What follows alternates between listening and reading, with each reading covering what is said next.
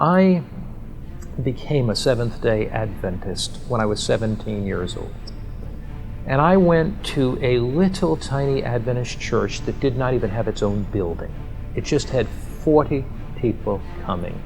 And it met in a small room.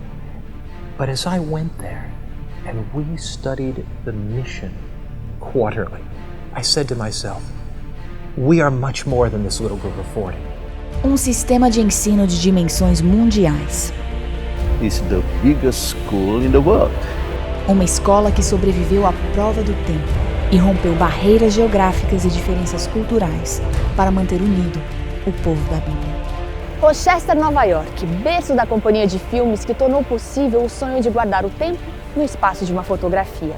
Mas o que situa essa cidade no painel histórico dos Adventistas do Sétimo Dia é o fato de que, 10 anos antes da igreja ser oficialmente organizada, Tiago e Ellen White reuniram em sua casa um pequeno grupo de estudos da Bíblia. E assim, começaram o que chamamos hoje de Escola Sabatina. Desde o início do movimento, houve preocupação com os jovens, com a nova geração e a influência que eles recebiam das escolas tradicionais e fora.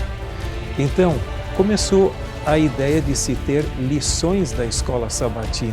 Em agosto de 1852, Tiago White publicou pela primeira vez um pequeno jornal de apenas 8 páginas chamado O Instrutor da Juventude.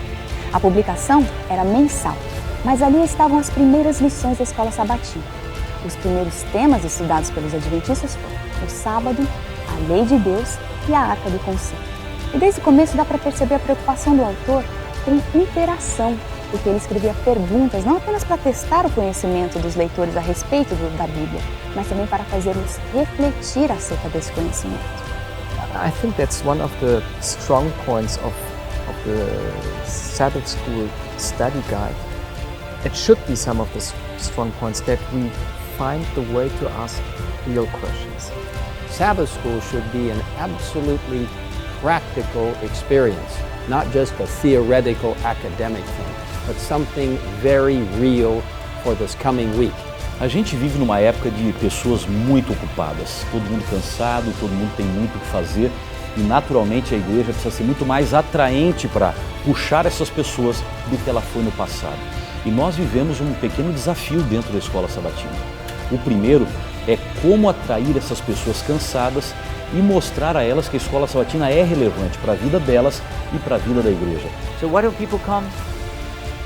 Well, we could blame them, or we could say, what can we do to make Sabbath School more interesting, more engaging, more life-changing?